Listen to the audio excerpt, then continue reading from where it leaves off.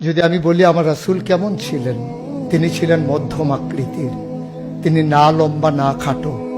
তিনি কখনো বা যখন হাজারো মানুষের সামনে দাঁড়াতেন, বিদায় হজের সময়ে 1,40,000 সাহাবা যখন ময়দানে, তিনি যখন আস্তে করে উঠে দাঁড়ালেন, ওনার চাইতে অনেক লম্বা লম্বা মানুষ থাকার পরেও অবাক বিস্ময়ে সবাই তাকিয়ে দেখলো সবার উপর দিয়ে যে মানুষটির মাথা মুবারক দেখা যায়, তিনি নবী মুহাম্মদুর রাসূলুল্লাহ সাল্লাল্লাহু আলাইহি ওয়াসাল্লাম।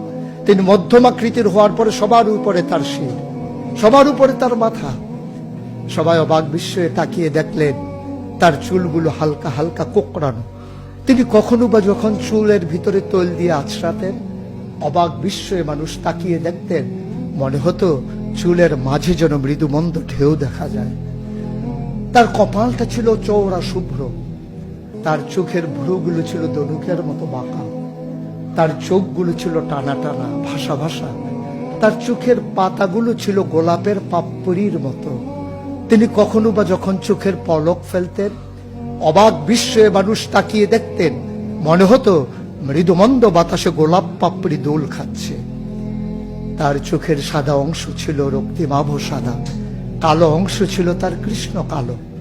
তার ঠোঁটগুলো ছিল গোলাপি রঙের, তার নাকটা ছিল খাড়া, ছিদ্রগুলো ছিল ছোট ছোট, নাকের নিচে ঠোঁটের উপরে ছিল চিকন সরু গোঁফ।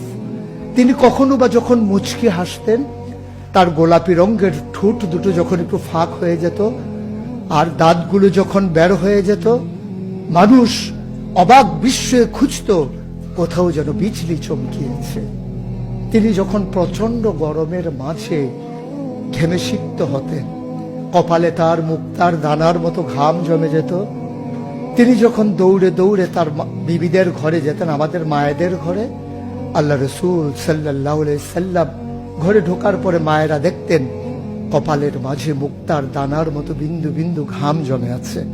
মায়েরা বলতেন, গুস্তাখি মাফ কর দিজিয়ে, বেয়াদবি মাফ করবেন, আপনি চুপটি করে একটু বসুন। নবীকে বসিয়ে ওরা ছোট্ট শিশু খুঁজে বের করতেন, অতি যত্নে পরম আদরে তার কপালের ঘামগুলো তারা শিশির ভিতরে ভরে মুখ বন্ধ